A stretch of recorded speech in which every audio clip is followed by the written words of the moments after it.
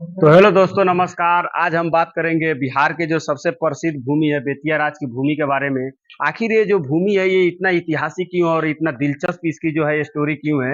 ये जो भूमि है इसकी जो स्थापना थी वो 17वीं शताब्दी में राजा गज सिंह ने किया था, जो कि मुगल सम्राट शाहजहां के अधीन थे। बेतिया राज की जो जमीन थी इस पे उन्होंने बेतिया को अपना राजधानी बनाया और अपनी जो सत्ता थी और अपनी जो वर्चस्व थी उसको विस्तार किया। बेतिया राज का जो इतिहास है वो काफी समृद्ध है और दिलचस्प है। बेतिया राज में लगभग 15,000 एकड़ से ज्यादा जमीनें हैं, जो कि आज के उत्तर प्रदेश और हमारे बिहार में है। और सबसे ज्यादा जो जमीन है वो हमारे पश्चिमी चंपारण में है। तो अभी एक न्यूज जो है ट्रेंडिंग में चल रहा है। गवर्नमेंट ने आदेश दिया है, फरमान जारी किया है कि जितने भी मतलब बेतिया राज की जमीन है उस पे जो सरकार है वो अपना हक जमा सकती है। तो इसको लेकर जो जनता है, जनता के अंदर काफी निराशाजनक आपत्ति टिप्पणी छाई हुई है। लोग तरह तरह के बातें फैला रहे हैं कि आखिर ये जमीन किसका था, कौन था इसका मालिकाना, किस तरह ये जमीन जो है वो सरकार का हो गया और इसका ये जो जमीन है इसका रसीद क्यों नहीं कटता है, ये जमीन का दाखिल खारिज क्यों नहीं होता है। इसके बारे में चर्चा करेंगे दोस्तों। तो मेरा नाम है जावेद शेख और आप लोग देख रहे हैं रिपोर्टर जावेद। तो आप लोग का स्वागत है हमारे चैनल में।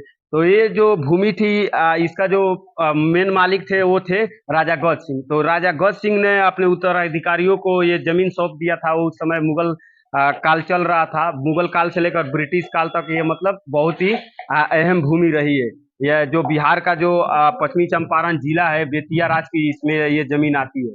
तो क्या हुआ कि उनका एक भी पुत्र नहीं हुआ, यानी जो उनके पुत्र के उत्तराधिकारी थे वो एक भी नहीं हुए, जिनके कारण ये जो जमीन था बेतिया राज की उन्होंने अपनी पत्नी के नाम पे ये कर दिया।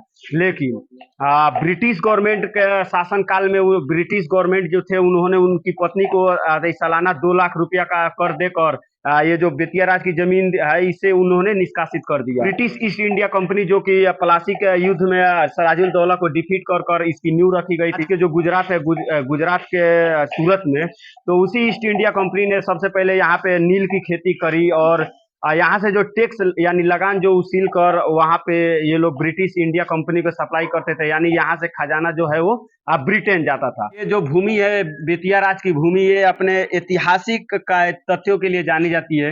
यही वो भूमि है जिसपे सबसे पहले भारतीय जो स्वतंत्रता सेनानी थे, यहीं से सत्याग्रह का आंदोलन हुआ था, जो कि हमारे बापू धाम मोतिहारी से हुआ था, जिनको हम आज भी बापू धाम मोतिहारी के नाम से जानते हैं। ये भूमि लगभग 15,000 एकड़ से ज्यादा है। जितने भी भारतवर्ष पे हुक्मरानों ने रूल किया था उनके लिए ये बेतिया जो थी, यानी जो बिहार थी, ये पूरी बहुत ही महत्वपूर्ण भूमि थी, क्योंकि ये एक उपजाऊ भूमि थी। यहाँ पर तरह तरह के फसलें उगा करती थी। हमारा बिहार था, उस बिहार की जो राजधानी थी वो थी पाटलिपुत्रा।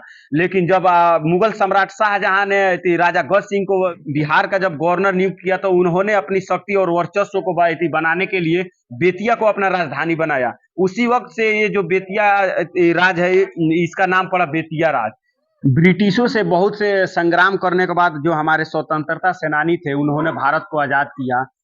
1950 ईस्वी में जो जमींदारी प्रथा थी इसको भारत सरकार ने समाप्त कर दिया और जितने भी जो जमीन थे उसको गरीबों में तकसीम कर दिया। लेकिन अभी एक फिलहाल में ये ट्रेंडिंग न्यूज चल रहा है कि जो बिहार सरकार है वो अपना बेतिया राज की जो जमीन है उसको वापस लेगी।